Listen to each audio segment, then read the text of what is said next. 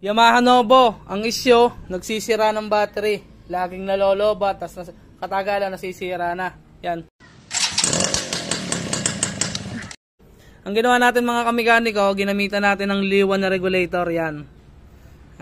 Konting konting tips ko lang sa inyo o konti lang ituturo ko sa inyo, yung wiring diagram lang nito para may share naman ako sa inyo mga kamekaniko. Yan, diagram ng liwa na regulator sa Mio Novo. Yan.